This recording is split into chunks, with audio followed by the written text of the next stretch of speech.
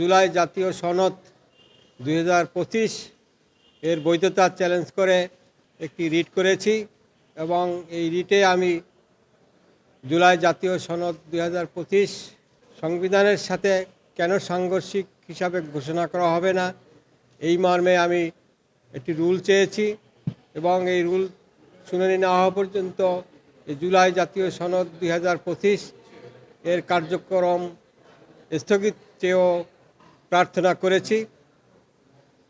আজকে এই writ পিটিশনটি file করেছি। আগামী সপ্তাহে ইনশাআল্লাহ শুনানি হবে।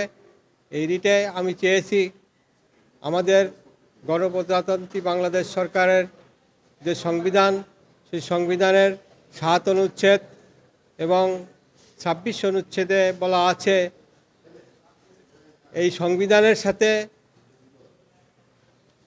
মিল নেই বা এই সংবিধানে কিছু সাথে নেই সেই সমস্ত কোনো বিষয়ে কোনো আইন বা কোনো কিছু করলে সেটা অসাংবিধানিক হিসাবে গণ্য হবে। যে আমাদের সংবিধানের 7 অনুচ্ছেদে এবং 26 অনুচ্ছেদের সাথে মিল নেই এরূপ কিছু করা যাবে না। যদি করা হয় সেটা অবৈধ হিসাবে ঘোষণা করতে পারে সুপ্রিম কোর্ট। এবং আমাদের সংবিধানে 65 অনুচ্ছেদে 300টি আসনে সরাসরি নির্বাচন, কিন্তু উচ্চকক্ষ বলতে সংবিধানে কিছু নেই।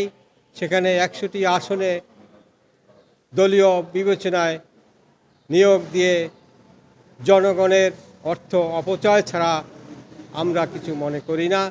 আজকের যে সংবিধানের সাথে সাংঘর্ষিক রেখে যে জুলাই সনদ তৈরি করা হয়েছে সেটা অবৈধ ঘোষণার জন্য আমি এই রিটটি ফাইল করেছি, জনস্বার্থে এই রিটটি ফাইল করেছি।